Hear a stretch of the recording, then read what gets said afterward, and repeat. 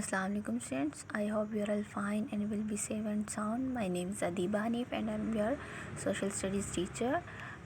It's your geography book and unit number 3, weather and climate. We will discuss about weather and climate. Before starting our lecture, we will discuss what is weather and what is climate. Weather and climate both are terms for season. मौसम के लिए use होने वाले term है and what is difference between them, इनमें difference क्या है। Weather जो सडन चेंज होती है मौसम में अचानक से और एक दिन या फिर एक वीक के लिए, एक डे के लिए रहती है, मतलब शॉर्ट टर्म के लिए होती है, वो वेदर कहलाती है। एंड क्लाइमेट क्या है कि लॉन्ग टर्म चेंज होती है, ये लंबे अरसे तक के लिए चेंज होती है। जैसे कि अगर हमारे पास वेदर की एग्ज़ाम्पल लें तो वेदर की एग्ज़ाम्पल में हमारे पास अगर हम एक विंटर सीज़न की बात करें तो विंटर सीज़न में एक डे सनी डे होता है और दूसरे दिन ही वो रेनी डे में चेंज हो जाता है। तो ये हमारे पास क्या है, एक वेदर है। तो और मतलब एक डे के लिए, 2 डेज़ के लिए, 3 डेज़ के लिए। और क्लाइमेट क्या है कि लॉन्ग टर्म चेंज है। जैसे हमारे सीजन्स बनते हैं, हम सीजन्स को 4 कैटेगरीज में डिवाइड करते हैं, जैसा स्प्रिंग, ऑटमन, समर, विंटर। तो ये हमारे पास क्या आते हैं, क्लाइमेट आते हैं। तो आपको क्लाइमेट और वेदर का डिफरेंस पता चल गया होगा, I hope so. So let us start our lecture. इसमें आपके कुछ लर्निंग ऑब्जेक्ट्स हैं। इसमें इस लेक्चर को आप पढ़ने के बाद क्या कुछ सीखेंगे, मतलब आप एटमॉस्फेयर ऑफ अर्थ के बारे में जानेंगे, कंपोजिशन ऑफ एटमॉस्फेयर के बारे में और इसकी सिग्निफिकेंस के बारे में, और इसके साथ ईच लेयर ऑफ एटमॉस्फेयर, हम एटमॉस्फेयर की हर लेयर को आइडेंटिफाई कर पाएंगे। सबसे पहले है कंपोजिशन ऑफ एटमॉस्फेयर। तो ये हमारा चैप्टर का नेम है। इससे पहले हमें पता होना चाहिए व्हाट इज़ एटमॉस्फेयर। एटमॉस्फेयर क्या होती है। N atmosphere is a layer of gases surrounding A planet or some other heavenly body that is held in a place by the gravity of a planet। Mean क्या है, atmosphere है क्या कि कोई भी प्लैनेट ले लें स्पेस में और कोई भी हेवनली बॉडी, भारी बॉडी ले लें जिसने अपने आप को स्टैंड किया हो, स्टिल किया हो स्पेस में, किसके ज़रिए, अपनी ग्रेविटी के ज़रिए। अब इसमें हम अपनी अर्थ के बारे में सोचें तो हम इस पर कहते हैं कि ग्रेविटेशनल फोर्स एक्ट करती है। तो मीन क्या है, अर्थ का एटमॉस्फेयर होगा। और इसकी सेकंड है हमारे पास definition, the envelope of gases that surrounding the earth और अदर प्लैनेट। के गैसेस का एनवेल्प, गैसेस की लेयर जिसने ज़मीन और दूसरे प्लैनेट को घिरा हुआ है, क्या कहलाती है, एटमॉस्फेयर कहलाती है।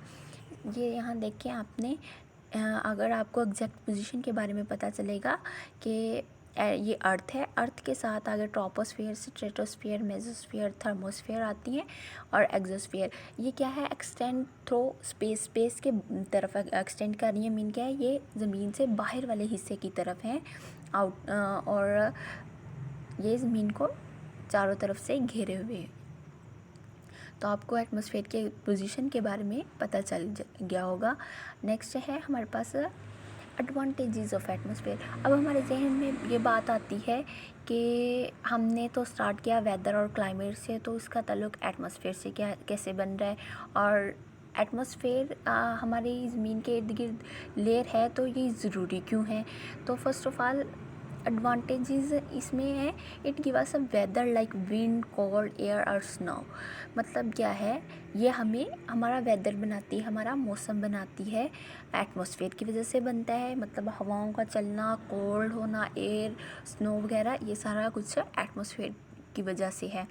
It protect living organism from genetic and physical damages like skin cancer cause by the ultraviolet radiation and solar wind. जो कि अल्ट्रावायलेट रेडिएशन और सोलर विंड से काज होती हैं, उन डिजीज़ को क्या करती है, बचाती है उन डिजीज़ से हमें। अब अगर ज़मीन सोलर विंड और अल्ट्रावायलेट रेडिएशन को अगर एटमॉस्फेयर ना रोके तो ये ज़मीन पर पहुंचकर बहुत सी डिजीज़ काज कर सकती हैं।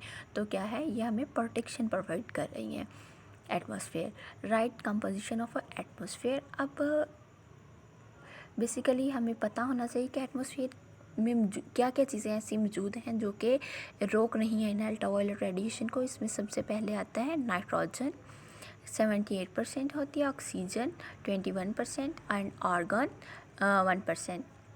कुछ गैसेस हैं कंपोजिशन ऑफ एटमॉस्फेयर में आती। Other gases like hydrogen, carbon, helium and carbon dioxide also present in atmosphere.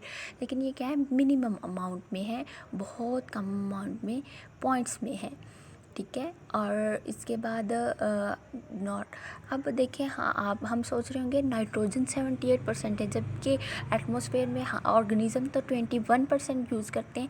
But Allah kept this wonderful balance of gases in earth atmosphere for all living thing to survive on अर्थ।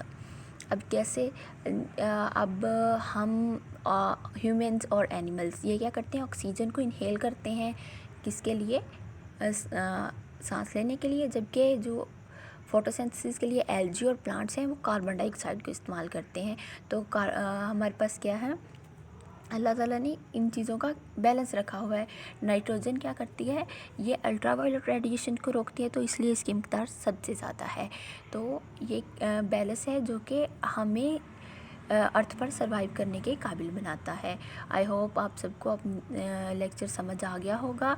इसमें आपको 2 questions दिए हुए हैं, वो आपने अपनी copies पे right भी करने हैं और लर्न भी करने हैं। ओके, अल्लाह हाफिज़, से सेफ।